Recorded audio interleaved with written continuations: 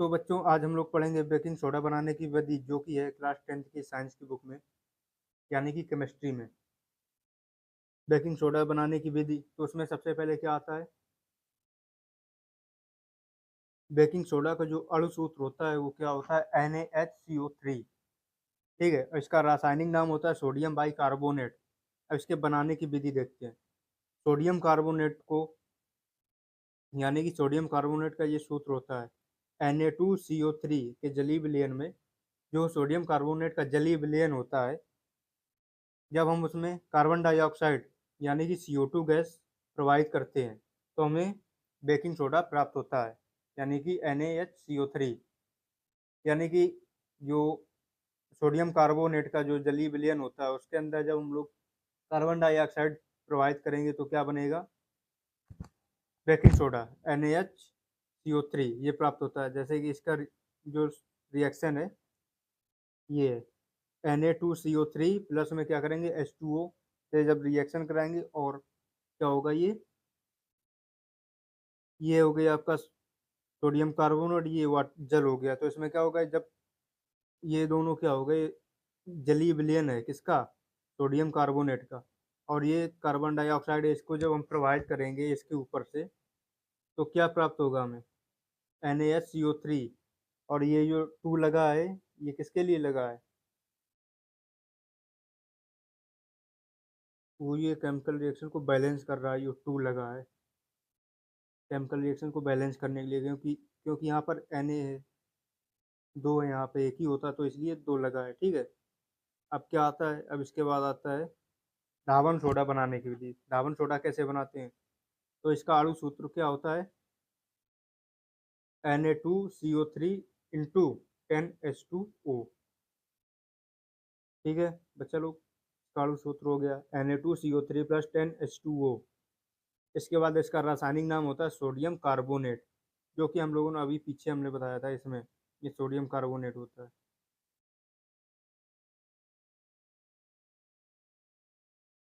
इसके बनाने की विधि क्या है, कास्टिक सोडा के सांद्र विलयन में कार्बन डाइऑक्साइड गैस का प्रवाहित करते हैं तो हमें सोडियम कार्बोनेट का विलयन प्राप्त होता है, जिसका वाष्पन करने पर इसे क्रिस्टलीय प्राप्त होते हैं। यानी कि क्या करते हैं हम लोग, कास्टिक सोडा के सांद्र विलयन में कार्बन डाइऑक्साइड प्रवाहित करेंगे। ठीक है, प्रवाहित करने के बाद क्या होता है, हमें सोडियम कार्बोनेट का विलयन मिलता है, यानी कि सोडियम कार्बोनेट का हमें क्या मिलता है, मिक्सचर मिलता है, जिसका वाष्पन करें। वाष्पन का मतलब होता है कि जब इसको हम लोग सुखाते हैं, जो सांद्रता होती, नमी होती, जब वो उड़ जाएगी तो हमें इसके क्रिस्टल प्राप्त होते हैं। क्रिस्टल यानी कि जैसे नमक होता है ना चमकीला, उसी प्रकार से। तो पहले क्या करेंगे, NaOH प्लस CO2, ये कास्टिक सोडा हो गया, और ये कार्बन डाइऑक्साइड हो गई। जब इनकी रिएक्शन कराएंगे तो हमें मिलेगा Na2CO3 प्लस H2O, यानी कि धावन सोडा, यानी कि सोडियम कार्बोनेट और जल प्राप्त होगा। एक चीज और देख लीजिए, plaster of Paris. Plaster of Paris का अणु सूत्र होता है CaSO4 इंटू 1/2H2O, यानी कि हाफ जल आधा पानी। ठीक है, इसका रासायनिक नाम होता है कैल्शियम सल्फेट हेमीहाइड्रेट। थोड़ा सा लंबा नाम है, इसको याद कर लीजिएगा। जिप्सम को 373 पर गर्म करने पर, यानी कि जिप्सम जो होती है उसको 373 केल्विन पर गर्म करने पर यह जल के अणुओं को त्याग कर देता है। कैल्शियम सल्फेट हेमीहाइड्रेट या हार्ड हाइड्रेट POP बनाता है।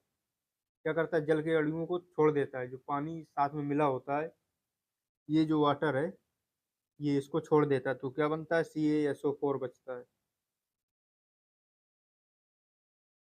यह सफेद चूर्ण है जो जल मिलाने पर पुनः जिप्सम बनकर ठोस प्रदान करता है। ये इसकी रिएक्शन है, ये जिप्सम बना रहा है। CaSO4 into 1/2H2O plus one by H2O क्या बनेगा, CaSO4 इंटू 2H2O। इसके उपयोग क्या होते हैं, प्लास्टर ऑफ पेरिस का उपयोग डॉक्टर टूटी हुई हड्डियों की सही जगह पर स्थिर रखने के लिए करता है। जो कि हम लोगों की जब हड्डी पैर वैर हाथ हाथ टूट जाते हैं तो क्या करते हैं, प्लास्टर चढ़वाते हैं, वहीं पे प्लास्टर ऑफ पेरिस का उपयोग होता है, यानी कि POP का। इसका उपयोग खिलौने बनाने, सजावट का सामान बनाने के लिए किया जाता है। जो खिलौने वगैरह होते हैं उसके लिए इसका उपयोग सतह को चिकना बनाने के लिए किया जाता है। जैसे कि जो मकान बनवाते हैं उसमें पीओपी करवाते हैं ना चिकनी, और उसके ऊपर पुट्टी जो होता है वही होती है ये। तो बच्चों, वीडियो पसंद आई तो वीडियो को कर दीजिएगा लाइक और चैनल को कर दीजिए सब्सक्राइब, और मिलते हैं एक और अगली वीडियो में। तब तक के लिए बाय।